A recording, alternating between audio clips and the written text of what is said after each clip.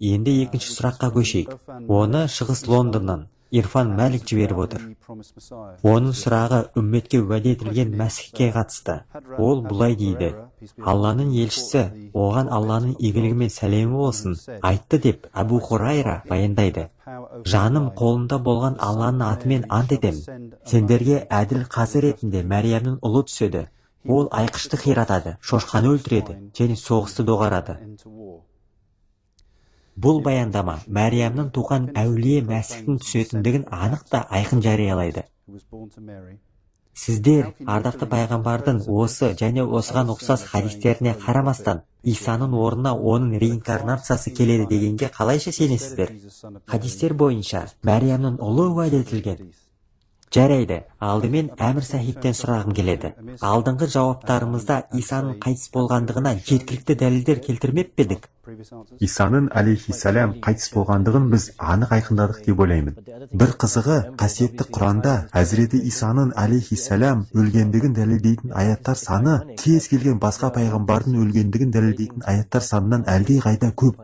Сіз кез келген басқа пайғамбардың өлімі Исаның өлімінен жиірек айтылғанын кездестірмейсіз. Қасиетті Құранда оның қайтыс болғандығын тіке және жанама түрде анықтайтын 30-дан астам аят бар. Сондай-ақ қасиетті Құранның 23-ші Әл-Мүъминун сүресінің 101-ші аятында о дүниелік болған адамдар жайында сөз етіледі. Бұл дүние мен о дүниенің арасында бөгет бар. Сондықтан олар ешқашан қайтып оралмайтындығы айтылады. Соны ескерген дұрыс. Уақыт тығыз болғандықтан қысқаша айта кетейін. Исаның қайтыс болғандығына қатысты барлық дәлелдерді уәделенген Мәсіхтің алейхиссалям кітаптарынан ала аласыздар. Ал адам қайтыс болғаннан кейін оған бұл өмірге қайтатын жол жоқ. Соны есте сақтаған дұрыс. Жақсы, көп рахмет сізге. Асқар Сахиб, түсу сөзі нені білдіреді? Осы сұраққа жауап бере аласыз ба? Менің ойымша бұның мағынасы бағана айтылған сөздерден қисынды түрде шығады. Біріншіден, бұл жердегі сөзді тікелей түсінбеу керектігін ұғып алуымыз қажет. Құран түрлі ұғымдарды түсіндіретін қасиетті кітап. Егер адам өзінің ой санасында бір-бірімен үйлесімді координаттар жүйесін құра алмаса, онда оны түсіну оған қиынға соғады. Алла тағала бізге өмір сүру үшін осы физикалық өмірде бағыт-бағдар орнататын координаттар жүйесін берді. Олар бізге аналогия бойынша рухани өмірдің қырлары мен оның символдық тілін түсінуге көмектеседі. Бұл Әзіреті Қайса, Иса Мәсіхке де қатысты. Оған Алланың сәлемі болсын. Ол өзі анық келе алмайтындықтан, немесе аспаннан түспейтіндіктен, біз бұдан метафора, символизм деп аталатын астарлы мағына іздейміз.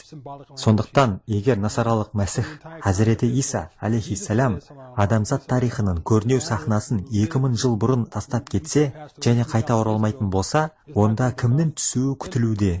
Арабтың нүзіл, түсу сөзі міндетті түрде бір нәрсенің аспаннан түсуін білдірмейді. Бұған қатысты Құранның бірде-бір аятында аспан сөзі әс-сама немесе аспаннан түсетіндігі айтылмайды, тек қана түсіріледі делінеді.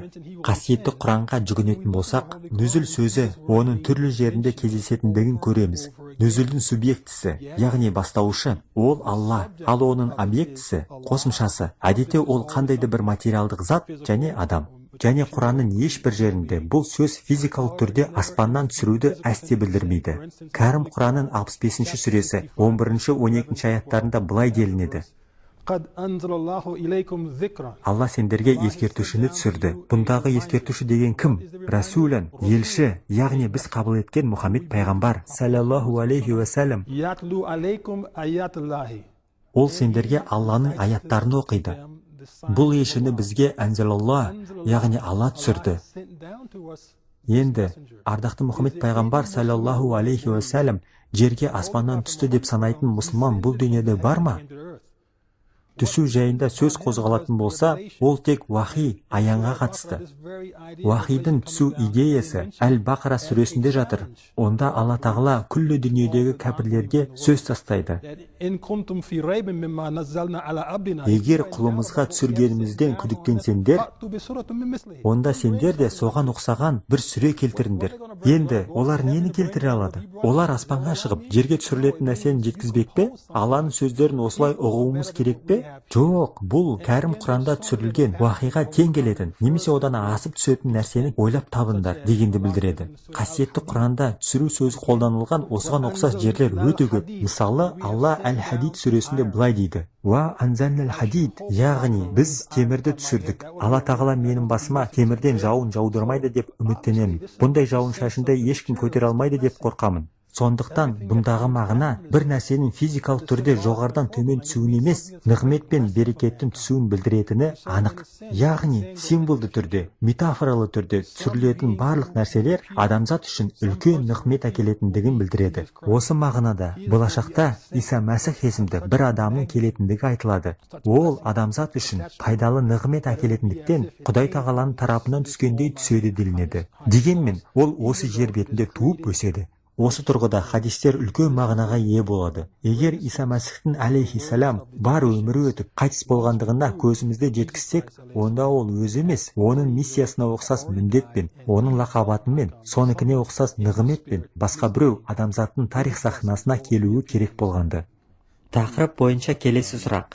Өйделенген Мәсіхтің алейхиссалам мен басқа адамның рухани күйінде келдім дегені шындыққа жанасады ма? Жахангир сахиб Әмір айтып кеткен еді. Біз алдымен анықтап алуымыз керек. Осыған ұқсас жағдай бұрындары орын алды ма? Әлде бұлай бірінші айтқан Ғұлам Ахмет қана ма? Яғни Алланың тарапынан келуі күтілген адамның есімі, оның шын есімі емес, лақап аты болатындығы. Басқаша айтқанда, адамдар бір кісінің келуін күткен еді. Ал шын мәнінде оның орнына басқа кісі келген. Ең қызығы, осыған ұқсас жағдай Әзіреті Иса Мәсіхтің алейхиссалам өмірінде орын алған. Яһудилердің дінбасылары одан бұлай деп сұраған еді: сен өзіңді Мәсіхпін дейсің. Алайда Құдайдың ұлық күні туарының алдында жерге Ілияс пайғамбар қайтып оралу керек деп кітапта жазылған емес пе? Өйткені библиялық әпсана бойынша Ілияс пайғамбар аспанға пәни денесімен көтеріліп кеткенміз. Бұл аңыз бүгінгі көпшілік мұсылмандар мен мәсіхшілердің ойларындағы басқа аңызға, яғни Иса да аспанға пәни денесімен көтеріліп кеткен дегенге қатты ұқсайды. Сондықтан Әзіреті Иса алейхиссалам оларға былай деген: «Иә, солай жазылған. Бірақ сендерге айтарым, Ілияс келген. Сендер оны танымадыңдар да оған білгендеріңді істедіңдер. Сол секілді адам баласы да жәбір көреді. Басқаша айтқанда, сол секілді маған да жәбір көрсетесіңдер». Ол адам баласы деген сөз тіркесін қолданғанда әдетте өзінің екінші рет келуін ишара ететін. Сонымен толық ұқсастық. Әрине, Иса алдымен өзін меңзеген. Оны да адамдар тани алмады. Оның түсіндірмесі бойынша Жақия пайғамбар, яғни шоқындырушы Джохан, уәде етілген Ілиястың өзі, оның екінші рет келуі. Библиялық әңгімелерде Жақияның болашақ анасы Елизабет егде жаста аяғы ауыр болған кезде періште келіп Жақияны туатынын хабарлаған. Ол ұлды болады, оның есімі Жақия. Ол Ілиястың рухани күйінде келеді деп айтқан. Оның келуі Ілиястың екінші рет келгені секілді болған. Бұл бір адамның басқа адамға ауысқаны, немесе реинкарнацияланғаны емес. Жақияның мінезіндегі, іс-әрекеттеріндегі Ілиясқа деген ұқсастығы сондайлық. Оның өмірі Ілиястың өміріндей болған. Ілиястың өзі қайтып келуі мүмкін емес еді. Өйткені бағана айтып кеткеніміздей, Құдайдың заңы барлық адамдар үшін бірдей. Сіз бұл өмірден өткен соң артқа қайта алмайсыз. Сіз бен бұл өмірдің арасында бөгет бар. Одан сіз еш өте алмайсыз. Яғни, бұл дүниеге қайта келе алмайсыз. Сондықтан басқа адамның келуі керек болды. Ол Жақия еді. Я, Ілиястың өзі емес, бірақ Ілияс болып атанған. Сондықтан да Әзіреті Мұхаммед пайғамбарымыз саллаллаху алейхи уассалам Мәриямның ұлы Иса келеді дегенде, ол басқа адам туралы айтқанына біз еш таңғалмауымыз керек. Біз Құраннан, оның көптеген аяттарынан, сондай-ақ бүгін келтірілген санаулы аяттардан Иса алейхиссаламның өлгендігін анық білеміз. Демек, ол адамзаттың тарих сахнасына қайта келе алмайды. Бұдан тұжырым, бұрындары Ілиястың рухани күйінде жаңа пайғамбар Жақия алейхиссалам келгендей, осы заманымызда да өзінің миссиясымен Исаға ұқсайтын жаңа пайғамбардың келуі керек болғанды. Хадистерде бұл анық көрсетіледі. Мұхаммед пайғамбарымыздың саллаллаху алейхи уассалам оны болашақ Мәсіх Иса Мәриямның ұлы деп, оның атқаратын істерін, жетістіктерін, келуінің мақсаттары мен міндеттерін атап айтқаны қалыпты жағдай. Тағы да Мұхаммед пайғамбарымыз саллаллаху алейхи уассалам біздерге Мәриям ұлы Исаның екі бөлек суреттемелерін қалдырып кеткен. Бұл да екі бөлек адам туралы айтылғанын дәлелдейді. Пайғамбарымыздың миғраж, яғни түсінде рухани көтерілгені туралы хадисте ол ана өмірде бұрын өткен пайғамбарлармен кездеседі. Олардың ішінде насаралық Иса алейхиссалам болған. Ол оны кен иықты, қызыл ренді және бұйраланған шашы бар деп суреттеген. Ал басқа суреттемесін көптеген хадистер жинағынан кездестіре аласыз. Олардың ішіндегі ең сенімдісі Сахих әл-Бухари жинағы. Жаңағы хадис рухани көтерілгені туралы айтылған жерде келешекте орын алатын оқиғалар жайында айтылған хадис бар. Бұл хадисте Қағбаны тауаф еткен Дәджжал мен Мәриямның ұлы Иса туралы сөз етіледі. Бұл жерде оның түсі ақшыл қоңыр, яғни бидай өндес, ал шаштары түзу делінген. Бұндағы Мәриямның ұлы Иса кім? Бұл жерде басқа Иса туралы айтылғаны айдан анық. Осы хадистерді жеткізушілер де оларды шатастыратын. Көпшілігі бұл хадистер бір адам туралы айтылған деп ойлаған. Адамдар қателесуі мүмкін, сондықтан кейбір баяндамалардағы суреттемелер араласып шатасып кеткен. Бірақ мына жерде, Бұхариде, сіз олардың екі түрлі өзгешеліктерін көріп отырсыз. Олардың біріншісі өмірден қайтқан пайғамбарлардың арасында болған бұрынғы Иса. Сондықтан енді біз қарсы сұрақ қоюымыз керек. Егер Иса өлмеген болса, онда ол өлген пайғамбарлардың арасында не қылып жүр? Мұхаммед пайғамбарымыз саллаллаху алейхи уассалам Исаға қатысты ешқандай ерекшелік атамады ғой. Мысалы, олардың ішінде тек Иса ғана өзінің пәни денесінде тірі жүр деп айтпаған. Сонымен ол қайтыс болған бұрынғы пайғамбарлардың арасында көрсетілген. Оның шашының бұйралығы, түр-түсінің қызылдығы айтылады. Ал келешектегі мүлде басқа адам, оның шаштары түзу, түр-түсі бидай өндес. Адамдар осы деректерді ой сүзгіден өткізулері керек. Әсіресе осы суреттемелердің екіншісі, яғни Исаның екінші рет келуі Мырза Ғұлам Ахметте жүзеге асқандығына назар аударыңыздар. Оның суретіне қараңыздар, өздеріңіз көз жеткізіңіздер. Ол екінші хадисте суреттелген адам екенін аңғарасыз. Сондықтан Ғұлам Ахметтің бұлай деуіне толық негіз бар. Біріншісі Ильяс пен Жақияның үлгісі.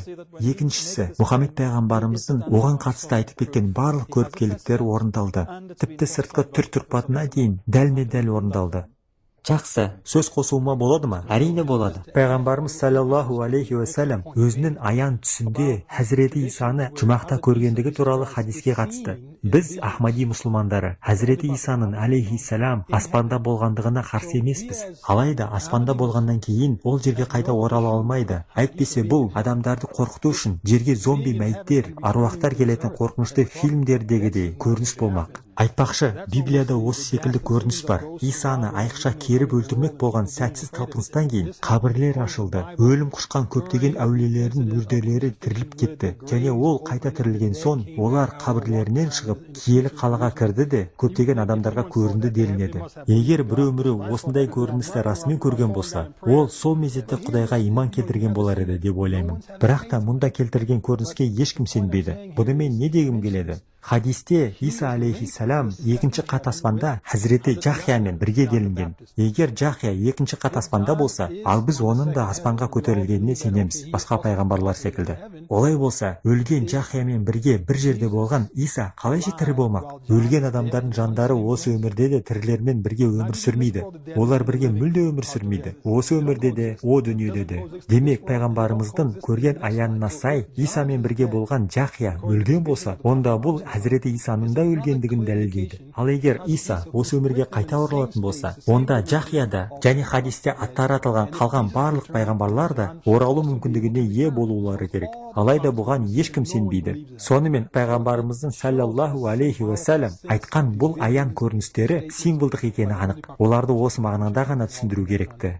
Жақсы, көп рахмет сіздерге.